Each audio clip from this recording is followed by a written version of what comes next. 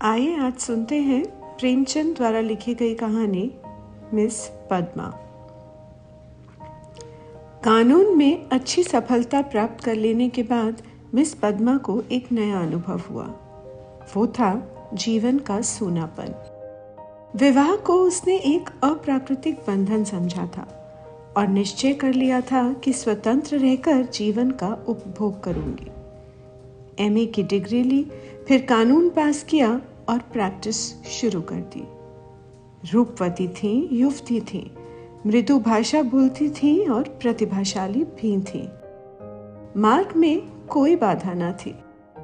देखते देखते वो अपने साथी नौजवान मर्द वकीलों को पीछे छोड़कर आगे निकल गईं और अब उनकी आमदनी कभी कभी 1000 से भी ऊपर बढ़ जाती। अब उतने परिश्रम की आवश्यकता न रही। मुकदमे अधिकतर वही होते थे जिनका उसे पूरा अनुभव हो चुका था। उनके विषय में किसी तरह की तैयारी की उसे जरूरत ना मालूम होती। अपनी शक्तियों पर कुछ विश्वास भी हो गया था। कानून में कैसे विजय मिला करती है, इसके कुछ लटके भी उसे मालूम हो गए थे। इसलिए उसे अब बहुत अवकाश मिलता था और इसे वो किस्से कहानियां पढ़ने, सैर करने, सिनेमा देखने, मिलने मिलाने में खर्च करती थी। जीवन को सुखी बनाने के लिए किसी व्यसन की जरूरत को वो खूब समझती थी। उसने फूल और पौधे लगाने का व्यसन पाल लिया था। तरह तरह के बीज और पौधे मंगाती और उन्हें उगते, बढ़ते, फूलते, फलते देखकर खुश होती। मगर फिर भी जीवन में सूनेपन का अनुभव होता रहता था। ये बात ना थी कि उसे पुरुषों से विरक्ति हो, नहीं, उसके प्रेमियों की कमी ना थी। अगर उसके पास केवल रूप और यौवन होता तो भी उपासकों का अभाव न रहता। मगर यहाँ तो रूप और यौवन के साथ धन भी था। पद्मा को विलास से घृणा नहीं थी। घृणा थी पराधीनता से, विवाह को जीवन का व्यवसाय बनाने से। जब स्वतंत्र रहकर भोग विलास का आनंद उड़ाया जा सकता है तो फिर क्यों ना उड़ाया जाए। भोग में उसे कोई नैतिक बाधा ना थी। इसे वो केवल देह की एक भूख समझती थी। इस भूख को किसी साफ सुथरी दुकान से भी शांत किया जा सकता है और पद्मा को साफ सुथरी दुकान की हमेशा तलाश रहती थी। ग्राहक दुकान में वही चीज लेता है जो उसे पसंद आती है। पद्मा भी वही चीज चाहती थी। यूं उसके दर्जनों आशिक थे, कई वकील, कई प्रोफेसर, कई डॉक्टर, कई रईस। मगर ये सब के सब अय्याश थे, बेफिक्र, केवल भौरे की तरह रस लेकर उड़ जाने वाले। ऐसा एक भी ना था जिस पर वो विश्वास कर सकती। अब उसे मालूम हुआ कि उसका मन केवल भोग नहीं चाहता, कुछ और भी चाहता है। वो चीज क्या थी? पूरा आत्मसमर्पण, और ये उसे ना मिलता था। उसके प्रेमियों में एक मिस्टर प्रसाद था, बड़ा ही रूपवान और धुरंधर विद्वान। एक कॉलेज में प्रोफेसर था। वो भी मुक्त भोग के आदर्श का उपासक था और पद्मा उस पर फिदा थी। चाहती थी उसे बांध कर रखे, संपूर्णतः अपना बना ले। लेकिन प्रसाद चंगुल में ना आता था। संध्या हो गई थी। पद्मा सैर करने जा रही थी कि प्रसाद आ गया। सैर करना मुलतवी हो गया। बातचीत में सैर से कहीं ज्यादा आनंद था और पद्मा आज प्रसाद से कुछ दिल की बात कहने वाली थी। कई दिन के सोच विचार के बाद उसने कह डालने ही का निश्चय किया था। उसने प्रसाद की नशीली आंखों से आंखें मिलाकर कहा, तुम यहीं मेरे बंगले में आकर क्यों नहीं रहते? प्रसाद ने कुटिल विनोद के साथ कहा, नतीजा ये होगा कि 2-4 महीने में ये मुलाकात भी बंद हो जाएगी। मेरी समझ में नहीं आया, तुम्हारा क्या आशय है? पद्मा ने कहा। आशय वही है जो मैं कह रहा हूं, प्रसाद ने कहा। आखिर क्यों? पद्मा ने पूछा। मैं अपनी स्वतंत्रता ना खोना चाहूँगा, तुम अपनी स्वतंत्रता ना खोना चाहोगी। तुम्हारे पास तुम्हारे आशिक आएंगे, मुझे जलन होगी। मेरे पास मेरी प्रेमिकाएं आएंगी, तुम्हें जलन होगी। मनमुटाव होगा और तुम मुझे घर से निकाल दोगी। घर तुम्हारा है ही, मुझे बुरा लगेगा ही, फिर ये मैत्री कैसे निभेगी? प्रसाद ने पद्मा से कहा। दोनों 1 मिनट तक मौन रहे। प्रसाद ने परिस्थिति को इतने स्पष्ट लठमार शब्दों में खोल कर रख दिया था कि कुछ कहने की जगह न मिलती थी। आखिर प्रसाद ही को नुक्ता सूझा। बोला, जब तक हम दोनों ये प्रतिज्ञा न कर लें कि आज से मैं तुम्हारा हूं और तुम मेरे हो, तब तक एक साथ निर्वाह नहीं हो सकता। तुम ये प्रतिज्ञा करोगे?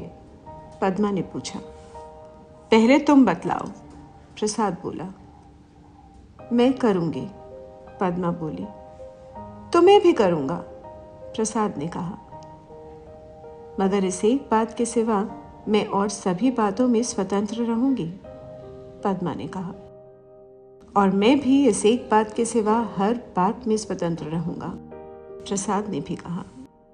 मंजूर, पद्मा बोली। मंजूर, प्रसाद ने कहा। तो कब से? पद्मा ने पूछा। जब से तुम कहो, प्रसाद बोला। मैं तो कहती हूं कल ही से। तय, लेकिन अगर तुमने इसके विरुद्ध आचरण किया तो? प्रसाद ने पूछा। और तुमने किया तो? पद्मा बोली। तुम मुझे घर से निकाल सकती हो, लेकिन मैं तुम्हें क्या सजा दूंगा? प्रसाद बोला। तुम मुझे त्याग देना, और क्या करोगे? पद्मा ने कहा। जी नहीं, तब इतने से चित्त को शांति ना मिलेगी।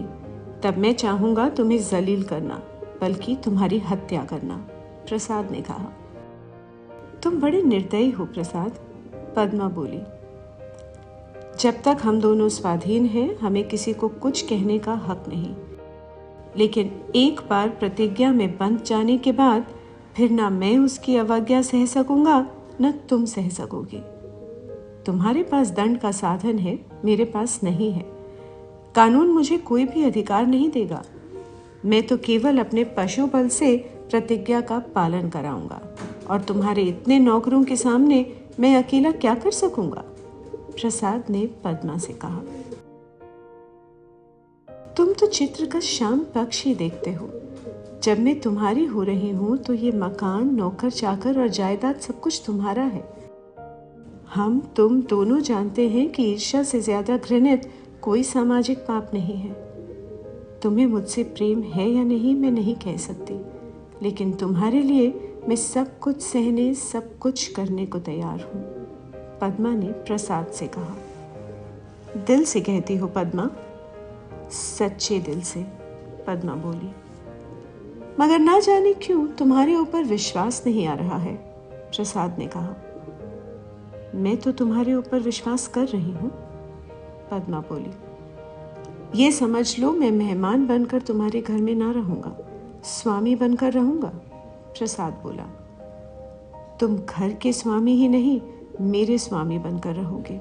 मैं तुम्हारी स्वामिनी बनकर रहूंगी, पद्मा बोली। प्रोफेसर प्रसाद और मिस पद्मा दोनों साथ रहते हैं और प्रसन्न हैं। दोनों ही ने जीवन का जो आदर्श मन में स्थिर कर लिया था वो सत्य बन गया है। प्रसाद को केवल 200 रुपये वेतन मिलता है, मगर अब वो अपनी आमदनी का दुगना भी खर्च कर दे तो परवाह नहीं। पहले वो कभी कभी शराब पीता था, अब रात दिन शराब में मस्त रहता है। अब उसके लिए अलग अपनी कार है, अलग अपने नौकर हैं, तरह तरह की बहुमूल्य चीज़ें मंगवाता रहता है और पद्मा बड़े हर्ष से उसकी सारी फिजूल खर्चियाँ बर्दाश्त करती है। नहीं, बर्दाश्त करने का प्रश्न नहीं, वो खुद उसे अच्छे से अच्छे सूट पहनाकर, अच्छे से अच्छे ठाठ में रखकर प्रसन्न होती है। जैसी घड़ी उस वक्त प्रोफेसर प्रसाद के पास है, शहर के बड़े से बड़े रईस के पास ना होगी। और पद्मा जितना ही उससे दबती है, प्रसाद उतना ही उसे दबाता है। कभी कभी उसे नागवार भी लगता है, पर किसी अज्ञात कारण से अपने को उसके वश में पाती है। प्रसाद को जरा भी उदास या चिंतित देखकर उसका मन चंचल हो जाता है। मगर जैसे राजनीति के क्षेत्र में अधिकार दुरुपयोग की ओर जाता है, उसी तरह प्रेम के क्षेत्र में भी वो दुरुपयोग की ओर ही जाता है। आत्माभिमानी पद्मा अब प्रसाद की लौंडी थी और प्रसाद उसकी दुर्बलता का फायदा उठाने से क्यों चूकता। यहाँ तक कि उसने रात को देर से घर आना शुरू किया। पद्मा को अपने साथ ना ले जाता, उससे बहाना करता कि मेरे सर में दर्द है, और जब पद्मा घूमने जाती तो अपनी कार निकाल लेता और उड़ जाता। 2 साल गुजर गए थे और पद्मा को गर्व था। वो स्थूल भी हो चली थी। उसके रूप में पहले किसी नवीनता और मादकता न रह गई थी। वो घर की मुर्गी थी, साग बराबर। एक दिन इसी तरह पद्मा लौट कर आई तो प्रसाद गायब थे। वो झुंझला उठी। इधर कई दिन से वो प्रसाद का रंग बदला हुआ देख रही थी। आज उसने कुछ स्पष्ट बातें कहने का साहस बटोरा। 10 बज गए, 11 बज गए, 12 बज गए। पद्मा उसके इंतजार में बैठी थी। भोजन ठंडा हो गया। नौकर चाकर सो गए। वो बार बार उठती, फाटक पर जाकर नजर दौड़ाती। 1 बजे के करीब प्रसाद घर आया। पद्मा ने साहस तो बहुत बटोरा था, पर प्रसाद के सामने आते ही उसे इतनी कमजोरी मालूम हुई। फिर भी उसने जरा कड़े स्वर में पूछा, आज इतनी रात तक कहाँ थे?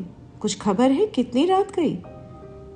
प्रसाद को वो इस वक्त असुंदरता की मूर्ति सी लगी। वो एक विद्यालय की छात्रा के साथ सिनेमा देखने गया था। बोला, तुमको आराम से सो जाना चाहिए था। तुम जिस दशा में हो उसमें तुम्हें जहां तक हो सके आराम से रहना चाहिए। पद्मा का साहस कुछ प्रबल हुआ। तुमसे मैं जो पूछती हूँ उसका जवाब दो। मुझे जहन्नुम में भेजो। तो तुम भी मुझे जहन्नुम में जाने दो, प्रसाद ने कहा। तुम मेरे साथ दगा कर रहे हो, ये मैं साफ देख रही हूँ, पद्मा बोली। तुम्हारी आंखों की ज्योति कुछ बढ़ गई होगी, प्रसाद ने कहा। मैं इधर कई दिन से तुम्हारा मिजाज कुछ बदला हुआ देख रही हूँ, पद्मा बोली। मैंने तुम्हारे साथ अपने को बेचा नहीं है। अगर तुम्हारा जी मुझसे भर गया हो तो मैं आज जाने को तैयार हूं, प्रसाद ने कहा। तुम जाने की धमकी क्यों देते हो? यहां तुमने आकर कोई बड़ा त्याग नहीं किया है, पद्मा बोली। मैंने त्याग नहीं किया है, तुम ये कहने का साहस कर रही हो। मैं देखता हूं तुम्हारा मिजाज बिगड़ रहा है।